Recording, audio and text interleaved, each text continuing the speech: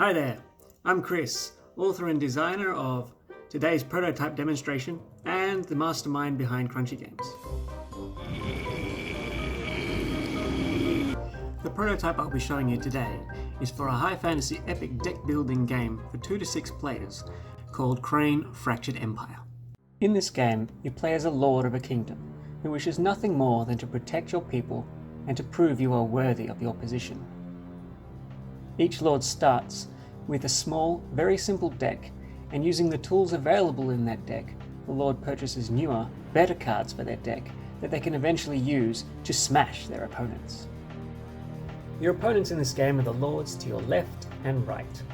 All other lords have an indirect effect on you until they run out of influence, after which your opponent's opponents become your new opponents. If you are playing in a 2-player game, then you only have one opponent.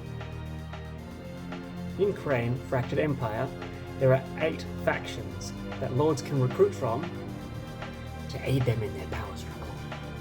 These factions are the insidious demons of the Rift, the proud dwarves of Emerald Peaks, the stubborn free elves of Spring Lake, the violent greenskins of Chak, the valiant knights of Kalimas, the powerful mages of Illidan Sina, the power-hungry elves that call themselves Marathi's Chosen, and the dangerous servants of the Baron. Each faction has its own strengths and playstyles.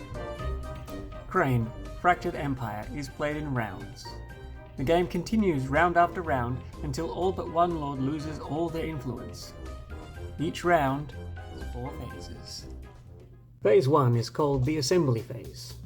Lords play cards simultaneously until they have played a total of 5 times. Each lord must watch their neighbouring lord's actions closely to ensure that the strategy they are employing will work. At the end of this phase, most lords will typically have 5 cards in front of them, but they may have more or less cards depending on what they or their opponents played. Phase 2 is called the Attack Phase. This is where you receive damage from your opponents and deal your own damage in return. Hopefully, you have enough defense and strongholds to hold them back. Phase 3 is called the Revenue Phase. This is where you have the option to purchase newer, better cards from the auxiliary market and add them to your deck. You can also purchase neutral mercenaries.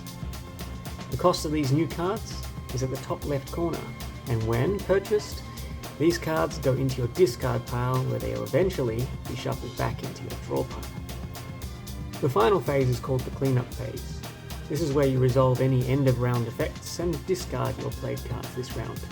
After this, a new round begins. It works about the game. The game plays with random factions each time you play, so the game is always different every time you play it.